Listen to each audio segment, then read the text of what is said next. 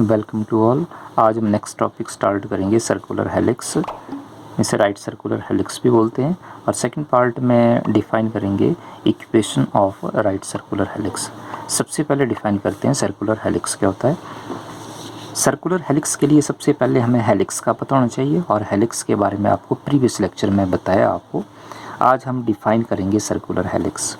Circular helix के लिए जैसे पॉइंट क्या कि मैं जो हम कर्व ड्रॉ करते हैं वो सिलेंडर के सरफेस के ऊपर ड्रॉ करते हैं।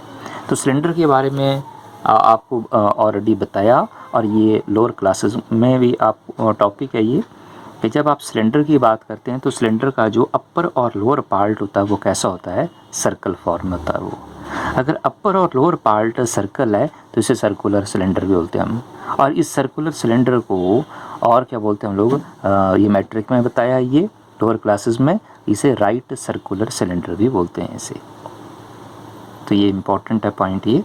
इसी सिलेंडर को क्या बोलते हैं, क्योंकि सिलेंडर का अपर और लोअर पार्ट जो वो कैसा सर्कुलर है, सर्कल है, तो इसे राइट सर्कुलर सिलेंडर भी बोलते हैं।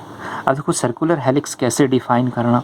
अगर आपको हेलिक्स का पता तो आप सर्कुलर हेलिक्स भी डिफाइन कर सकते हैं। एक और पॉइंट बताते हैं, अगर सपोज सिलेंडर का अपर और लोअर पार्ट मीन्स बेस कैसा पैराबोलिक है, अगर बेस पैराबोलिक है तो उसे क्या बोलेंगे, पैराबोलिक सिलेंडर बोलेंगे। अगर बेस इलिप्टिक है, इलिप्स है, तो इसे इलिप्टिकल सिलेंडर बोलेंगे। अगर आप हेलिक्स की बात कर रहे हैं, अगर हम यहाँ हेलिक्स की बात कर रहे हैं और हेलिक्स में अगर अपर और लोअर पार्ट या बेस सर्कुलर है तो इसे सर्कुलर हेलिक्स बोलेंगे आप। अगर अपर या लोअर पार्ट या बेस कैसा पैराबोलिक है तो पैराबोलिक हेलिक्स बोलेंगे आप। अगर अपर या लोअर पार्ट या बेस कैसा एलिप्स है तो क्या बोलेंगे, इलिप्टिक हेलिक्स बोलेंगे भी।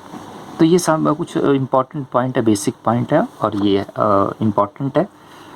सर्कुलर हेलिक्स कैसे डिफाइन करेंगे, वही सेम पॉइंट है, सेम डेफिनेशन कि ऐसी कर्व है जो किससे पास होगी, इस राइट सर्कुलर सिलेंडर के सरफेस पर से पास होगी। और वही सेम डेफिनेशन आगे जो आपको हेलिक्स में बताया वही सेम डेफिनेशन है। And makes a constant angle with generator. Generator means fixed line, वो आपको पहले बताया ये सारा पर।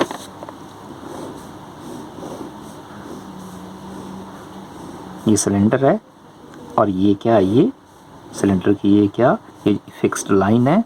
और इन्हीं फिक्स्ड लाइन को क्या बताया आपको, क्या बोलते हैं इसे, जनरेटर बोलते हैं। तो जो आप कर्व ड्रॉ करते हैं वो सिलेंडर के सरफेस के ऊपर ड्रॉ करनी। और क्या पॉइंट बताया, ये कर्व जो है ये जनरेटर के साथ constant angle, this curve makes a constant angle with generator. और कांस्टेंट एंगल को किससे रिप्रेजेंट किया था, अल्फा से रिप्रेजेंट किया था। तो वही सेम डेफिनेशन है। तो पहले मैं डेफिनेशन लिखता हूँ इसे। Circular helix a curve passing through the surface of, curve जो वो किससे पास होगी, किस सरफेस पर पास होगी, right circular cylinder. Passing through the surface of right circular cylinder and makes a constant angle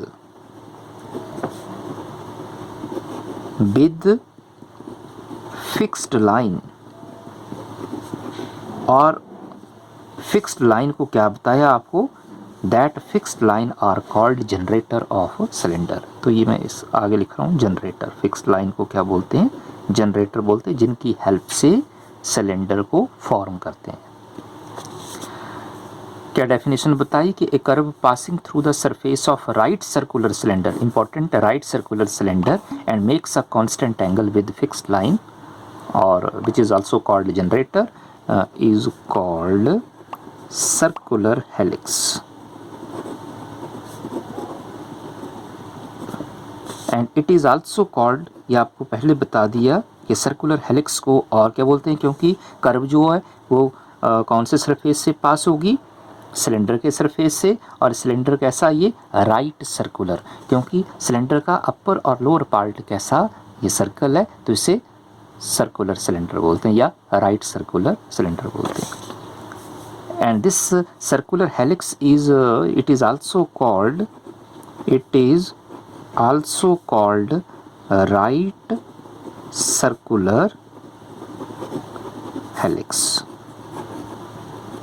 तो सिंपल डेफिनेशन है, अगर हेलिक्स की डेफिनेशन पता तो राइट सर्कुलर हेलिक्स की डेफिनेशन भी सेम टाइप में ही, सेम फॉर्म में भी। नेक्स्ट पॉइंट क्या फाइंड करना, राइट सर्कुलर हेलिक्स की इक्वेशन फाइंड करनी है। अब देखो, जब आप हेलिक्स की बात कर रहे हैं तो हेलिक्स के लिए सबसे पहले आपको सिलेंडर का पता होना चाहिए, सिलेंडर की ज्योमेट्री पता होनी चाहिए।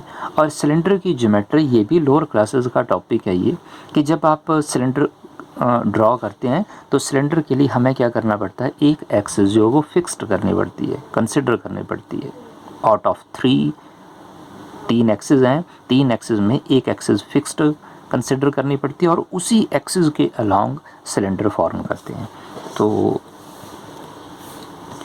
ये मैं इस सिलेंडर को मैं दोबारा फॉर्म करता हूँ। ये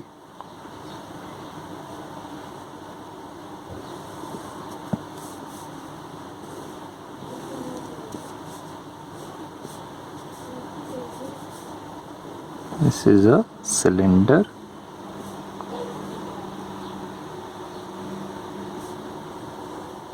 ये सिलेंडर। तो ज्योमेट्रिकल रिप्रेजेंटेशन तो आपको ऑलरेडी बताया है। ये बाई एक्सिस, सपोज ये एक्स एक्सिस और ये जेड एक्सिस। तो ज्योमेट्रिकल रिप्रेजेंटेशन से आपको पता लग रहा है कि यहाँ सिलेंडर जो वो अलोंग जेड एक्सिस है, तो जेड एक्सिस जो वो फिक्स्ड लाइन है। ये this is the geometry of cylinder. अब देखो, अब क्वेश्चन पॉइंट फाइंड करना हमने, यहाँ हमने फाइंड करना राइट सर्कुलर हेलिक्स की इक्वेशन फाइंड करनी है। तो राइट सर्कुलर हेलिक्स तो आपको बता दिए वैसे यहाँ पर, तो ये पॉइंट चलो यहाँ भी बता सकते हैं। यहाँ पर डेफिनेशन है कि जैसे देखो ये कर्व है, वो ये तो आपको पहले डेफिनेशन में बताया, प्रीवियस लेक्चर में बताया। ये देखो, ये राइट सर्कुलर, ये this is called right circular helix, right circular helix. अब देखो किससे पास हो रहा है, ये राइट सर्कुलर सिलेंडर के सरफेस से पास हो रही है कर्व ये, और क्या फॉर्म कर रहा है ये, makes a constant angle with generator, makes a constant angle with generator and all angles are same. ये आपको पहले बताया ये। और जितनी भी ये फिक्स्ड लाइन होती है, इन फिक्स्ड लाइन को क्या बताया, जनरेटर है। And all lines are parallel to axis. Suppose अगर आपने cylinder along Z axis form किया तो जितनी भी फिक्स्ड लाइन होंगी वो जेड एक्सिस के पैरेलल होंगी भी। जितने भी जनरेटर होंगे वो सारे जनरेटर जो वो जेड एक्सिस के पैरेलल होंगे। अब देखो क्वेश्चन क्या कि इस राइट सर्कुलर हेलिक्स का क्या फाइंड करना, इक्वेशन फाइंड करनी। तो अगर आपको सिलेंडर की ज्योमेट्री पता तो आप राइट सर्कुलर हेलिक्स को भी की ज्योमेट्री या इस ज्योमेट्री अगर पता तो आप इक्वेशन भी डिफाइन कर सकते हैं भी।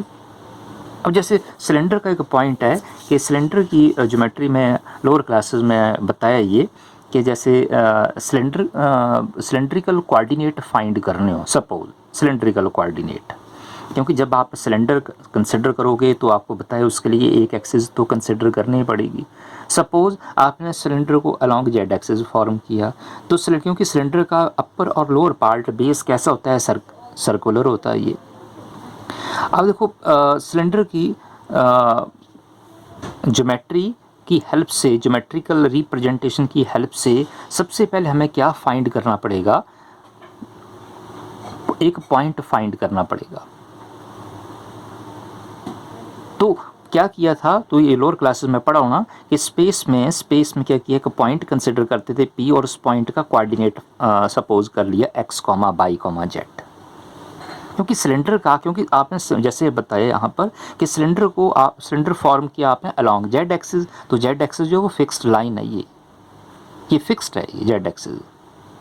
अब जेड एक्सिस फिक्स है तो क्योंकि सिलेंडर का अपर और लोअर पार्ट कैसा सर्कल फॉर्म में, तो सिलेंडर की इक्वेशन क्या होगी X square plus Y square. और सपोज क्योंकि ये सर्कल है अपर और लोअर पार्ट, तो सर्कल का रेडियस है और रेडियस को सपोज अगर मैं ए से डिनोट कर रहा हूँ, स्मॉल ए से डिनोट कर रहा हूँ, तो सर्कल की इक्वेशन क्या होगी, मीन सिलेंडर की इक्वेशन क्या होगी, X square plus Y square is equal to A square.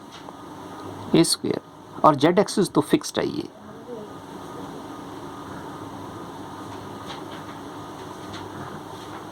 तो ये कहाँ से पता लगा आपको कि अगर आपने सिलेंडर को अलोंग जेड एक्सिस फॉर्म किया तो सिलेंडर की इक्वेशन क्या होगी, ये होगी। अब नेक्स्ट स्टेप में क्या करेंगे आप, इस पॉइंट P के कोऑर्डिनेट फाइंड करना। पॉइंट P का कोऑर्डिनेट क्या, x, y, z। Point P का कोऑर्डिनेट फाइंड करने का मतलब सिलेंडर के केस में पॉइंट P का कोऑर्डिनेट फाइंड करने का मतलब आपने क्या फाइंड करना, सिलेंडर के कोऑर्डिनेट फाइंड करने। सिलेंडर और उसे क्या बोलते हैं, सिलेंड्रिकल कोऑर्डिनेट बोलते हैं भी।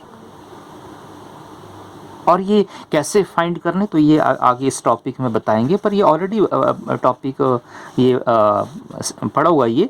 जैसे यहाँ बताया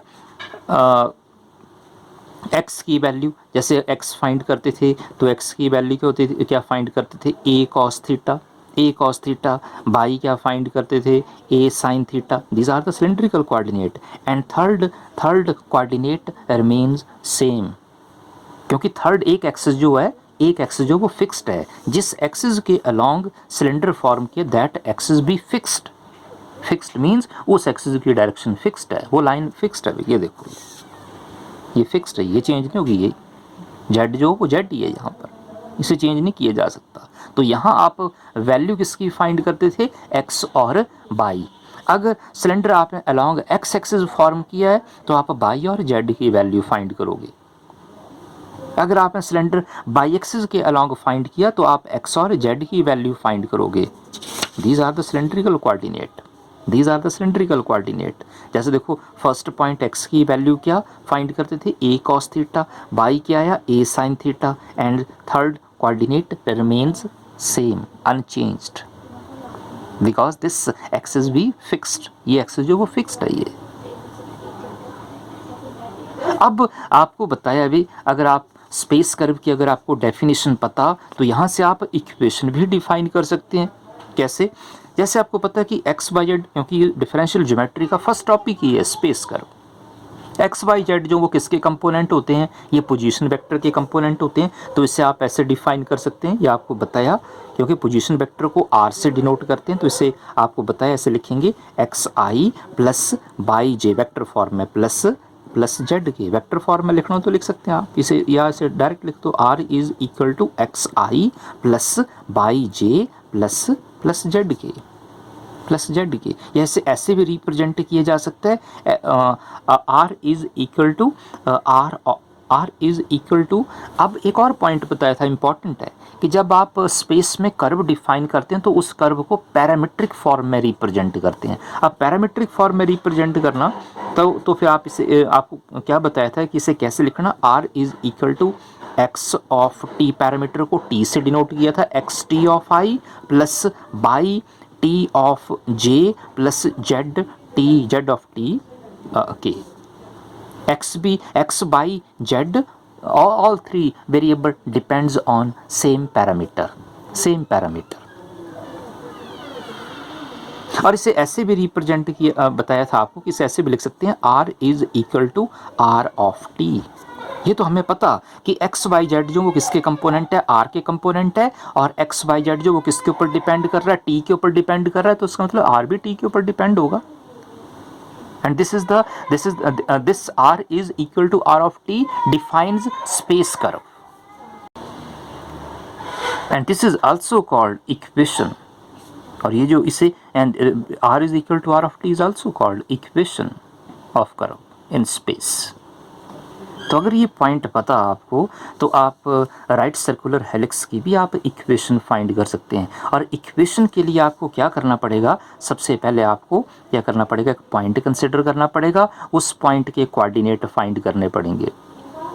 जैसे एक्स वाई जेड है तो आपको एक्स वाई जेड की वैल्यू फाइंड करनी पड़ेगी। लेकिन बेसिक पॉइंट जो ये बेस है, ये तो ये आपको पॉइंट पता होना चाहिए। अगर ये पॉइंट पता तो आगे आप राइट सर्कुलर हेलिक्स की इक्वेशन फाइंड कर सकते हैं। अब जैसे मैंने यहाँ पर इसे पैरामीट्रिक फॉर्म में चेंज किया, एक्स और बाई फाइंड किया, तो आप यहाँ वैल्यू पुट कर सकते हैं क्योंकि एक्स की वैल्यू क्या, ए कॉस थीटा, बाई की वैल्यू क्या, ए साइन थीटा।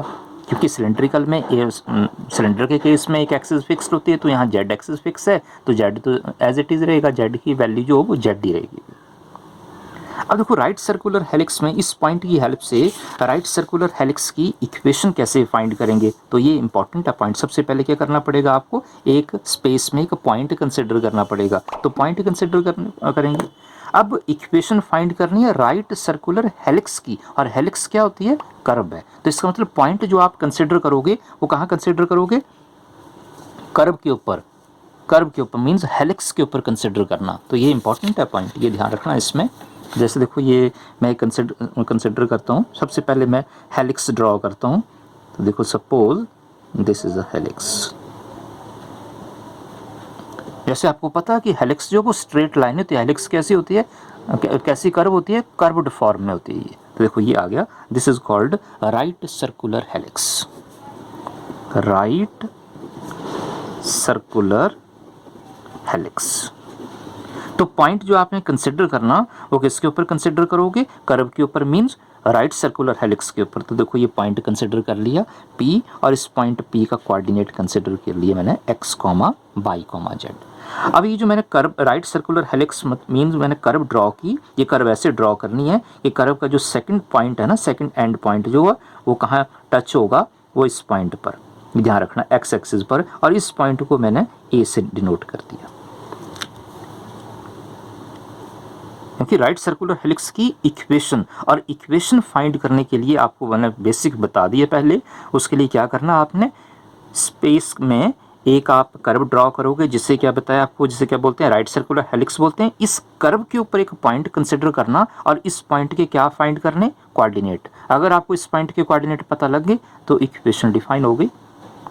अब इस पॉइंट P के कोऑर्डिनेट कैसे फाइंड करने हैं, ये यहाँ तो पॉइंट सिंपल है, ये पॉइंट क्लियर है। क्योंकि राइट सर्कुलर हेलिक्स में जो सिलेंडर है उसका अपर और ये लोअर पार्ट, ये बेस कैसा सर्कुलर है, तो सर्कल की पैरामीट्रिक रिप्रेजेंटेशन क्या होती है, ये देखो यहाँ बता दी आपको पहले, ये पॉइंट है, ये एक्स और बाई की वैल्यू क्या है, एक्स की वैल्यू क्या, ए कॉस थीटा, बाई क्या, A sine theta. These are the parametric representation और पैरामीट्रिक फॉर्म और पैरामीटर्स ऑफ सर्कल। क्योंकि सिलेंडर का बेस कैसा सर्कल है ये, तो ये सर्कल की ये जो वैल्यू, ये जो एक्स और बाई की जो वैल्यू आई, these are the parametric representation, या पैरामीटर भी बोलते हैं इसे। नेक्स्ट स्टेप में क्या करेंगे, इम्पॉर्टेंट, इस पॉइंट P से क्या करेंगे, एक लाइन ड्रॉ करेंगे। पॉइंट P से एक लाइन ड्रॉ की, and this line is fixed line. ये लाइन कैसी है, फिक्स्ड लाइन है। और फिक्स्ड लाइन को राइट सर्कुलर हेलिक्स के केस में फिक्स्ड लाइन को क्या बोलते हैं, जनरेटर बोलते हैं। जनरेटर बोलते हैं ये। और इस पॉइंट को ये सर्कल को इस पॉइंट पर देखो टच कर रहे, तो इस पॉइंट को मैंने कैपिटल M से डिनोट कर दिया।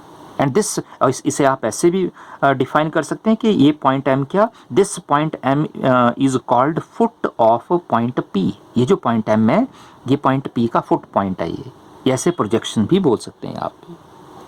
नेक्स्ट स्टेप में क्या करेंगे, पॉइंट M को और सबसे पहले ओरिजिन के साथ ज्वाइन करना। ये ओरिजिन है, ओरिजिन के कोऑर्डिनेट 0 0 0। सबसे पहले पॉइंट M को ओरिजिन के साथ ज्वाइन करना, ये ज्वाइन कर दिया। जैसे ज्वाइन किया तो लाइन क्या आई, OM। This line OM makes an angle theta with x axis. इस एंगल को मैंने क्या सपोज कर लिया, ये एंगल क्या, थीटा, ये थीटा कंसिडर कर लिया। फिर नेक्स्ट स्टेप में क्या करेंगे, पॉइंट M से x एक्सिस पर क्या ड्रॉ करेंगे, एक परपेंडिकुलर ड्रॉ करेंगे, परपेंडिकुलर ड्रॉ। और इस पॉइंट को मैंने कैपिटल N से डिनोट कर दिया।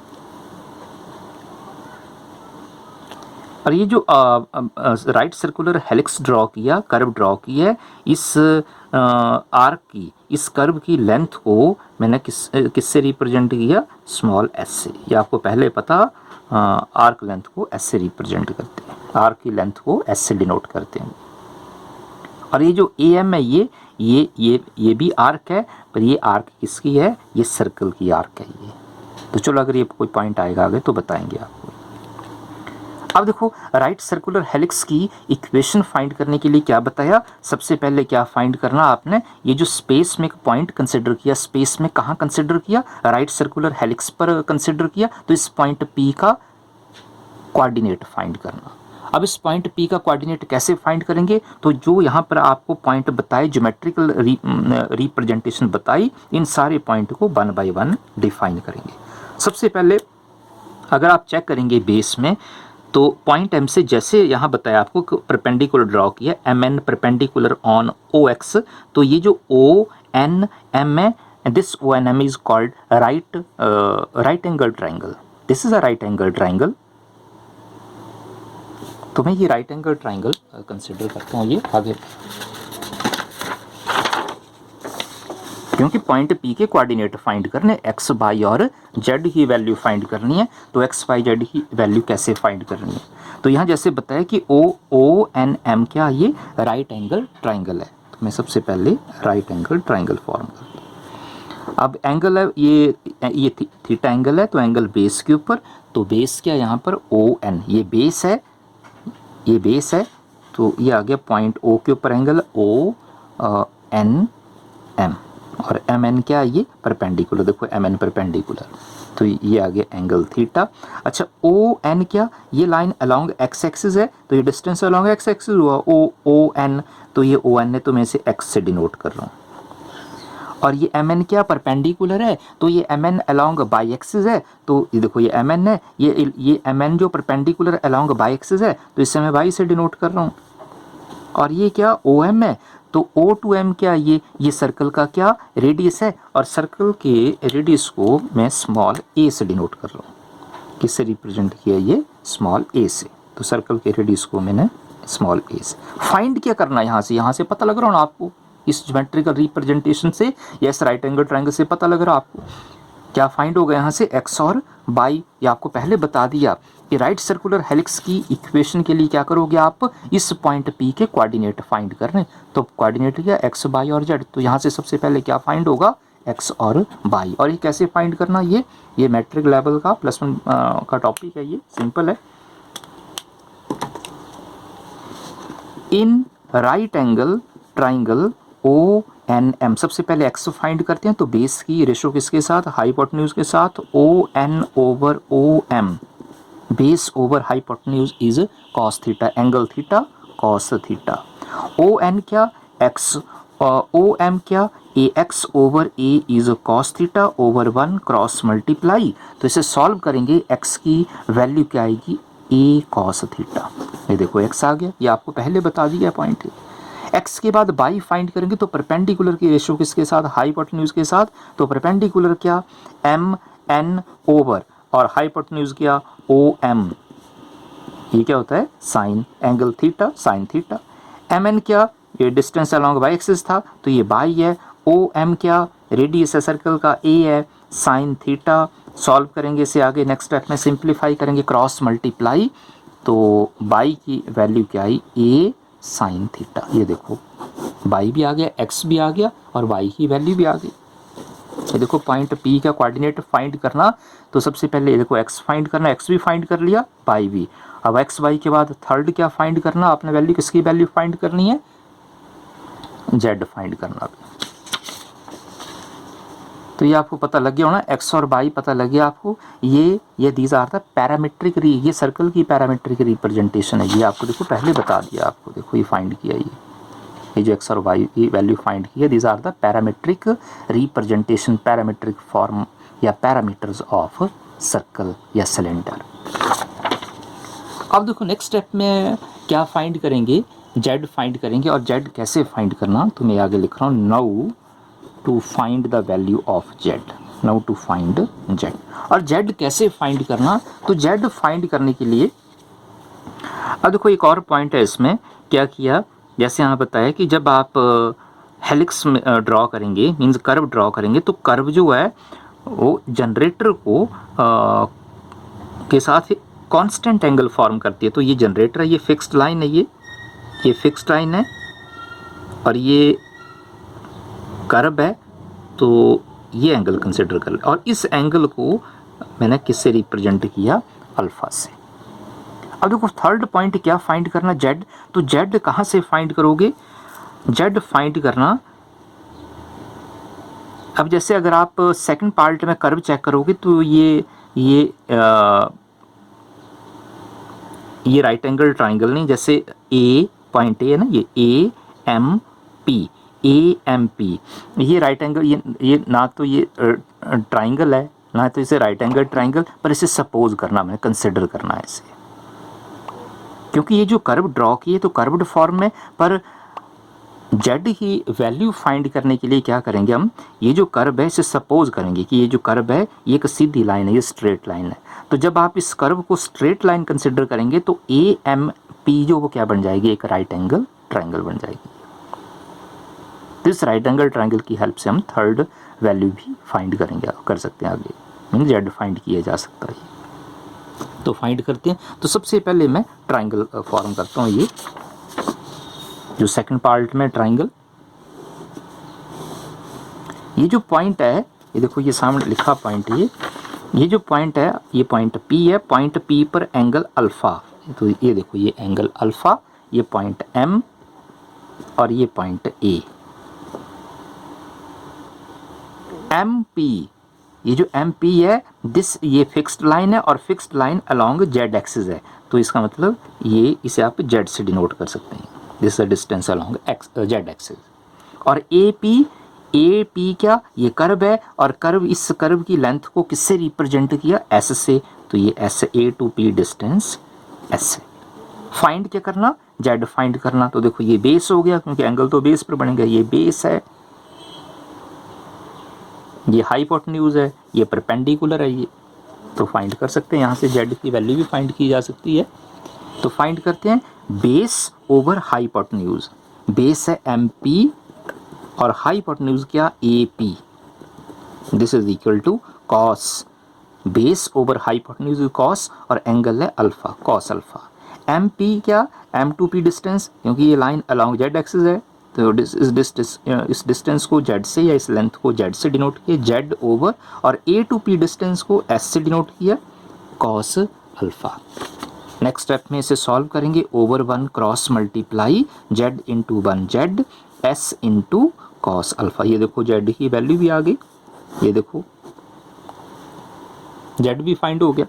तो पॉइंट क्या कंसिडर किया था कर्व के ऊपर, स्पेस में P of x comma by comma Z, x की वैल्यू क्या आई, ए कॉस थीटा, बाई की वैल्यू क्या आई, ए साइन थीटा, और जेड की वैल्यू क्या आई, एस इंटू कॉस अल्फा। अब देखो ये x है, ये y है z, और x बाई जेड जो वो किसके कंपोनेंट होते हैं, पोजीशन वेक्टर के, तो ये लिख रहा हूँ मैं पोजीशन वेक्टर के component, r is equal to X I plus Y J plus Z K, इसे ऐसे भी लिखा जा सकता है, जरूरी नहीं है वेक्टर अप्लाई करने की, ये हमें पता है, ये वेक्टर फॉर्म है, ये r is equal to X I plus Y J plus Z K, X Y Z आपको पता, तो एक्स बाई जेड की वैल्यू अप्लाई करते हैं, एक्स है A cos theta into I, Y की वैल्यू है A sine theta into J, और जेड है S into cos alpha into K. This is the general, ये जो फाइंड किया, this is the general equation of circular helix, this is the general equation of circular helix, या circular helix को और क्या बताया, right circular helix, this is the equation of right circular helix और circular helix.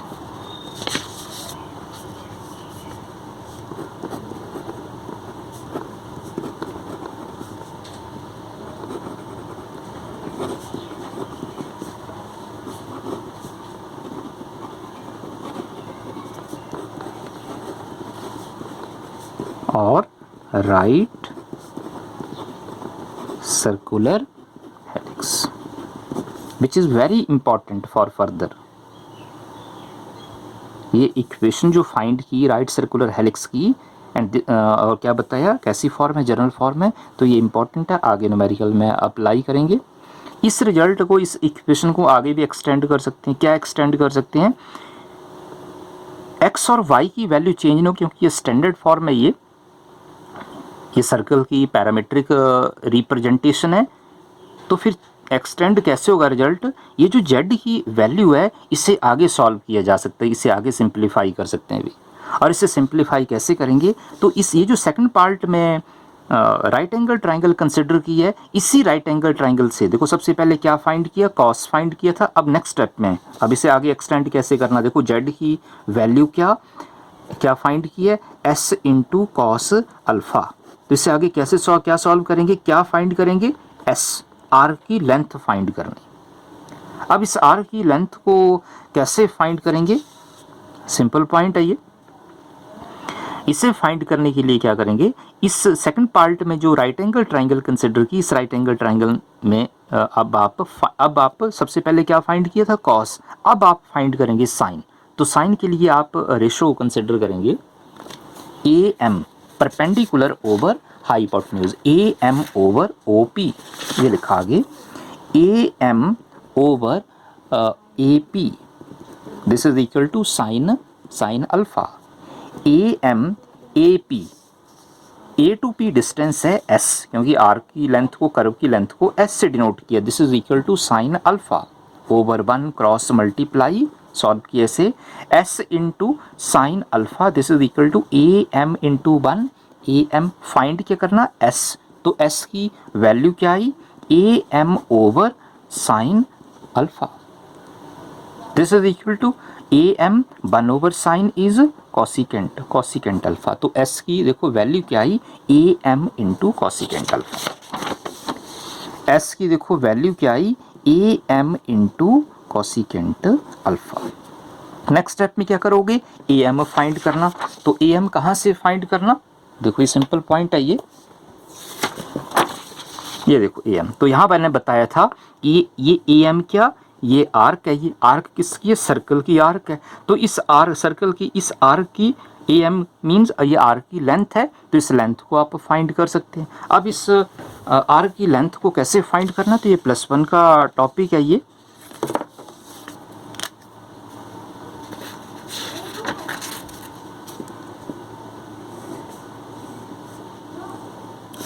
देखो ये point O है, ये पॉइंट O, ये पॉइंट A और ये पॉइंट M, ये आर्क, इस आर्क की लेंथ फाइंड करनी है। और एंगल क्या, ये थीटा। और सर्कल का रेडियस क्या सपोज किया था A। तो इस आर्क की लेंथ कैसे फाइंड करनी है, तो ये फार्मूला +1 में पढ़ा आपने, this theta be the angle subtend at the centre of circle. तो इस आर्क की लेंथ कैसे फाइंड करते हैं, तो आर्क की लेंथ क्या होगी, A M is equal to A into theta, radius into angle, A into theta, ये +1 में पढ़ा। तो ए एम की वैल्यू क्या है, आर की लेंथ क्या आई, a into theta, A M क्या है, ए इंटू थीटा, तो ये लिखा a into theta into cosecant alpha, a theta into cosecant alpha. तो देखो एस की वैल्यू क्या आई, a theta into cosecant alpha. तो इस सेम वैल्यू को अप्लाई करते हैं जेड में, और ये वैल्यू अप्लाई करेंगे, ए एम क्या आया, a theta into cosecant alpha.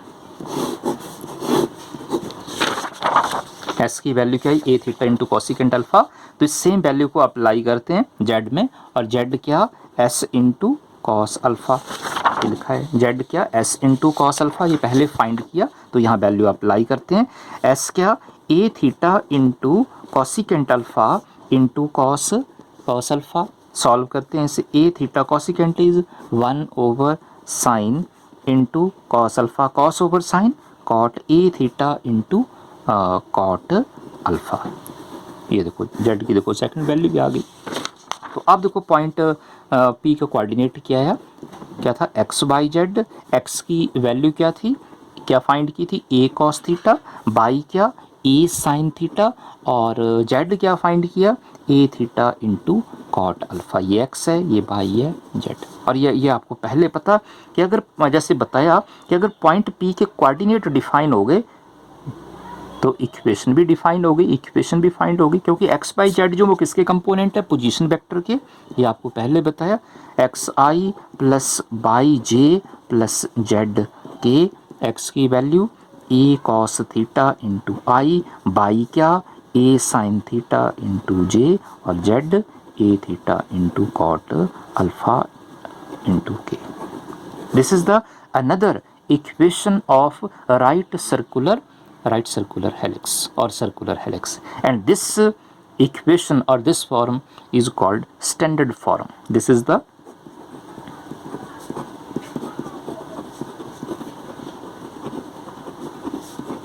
standard form or equation of circular helix. Circular helix को और क्या बताया आपको, क्या बोलते हैं इसे, राइट सर्कुलर हेलिक्स। तो सिंपल टॉपिक है और इम्पॉर्टेंट है। सबसे पहले आपको सर्कुलर हेलिक्स का पता होना है, और सर्कुलर हेलिक्स के लिए सबसे पहले आपको हेलिक्स का पता होना चाहिए। अगर हेलिक्स पता तो आप सर्कुलर हेलिक्स भी डिफाइन कर सकते हैं, और अगर सर्कुलर हेलिक्स आपको पता लग गया तो आप उस सर्कुलर हेलिक्स की इक्वेशन को भी डिफाइन कर सकते हैं। तो ये सिंपल टॉपिक है।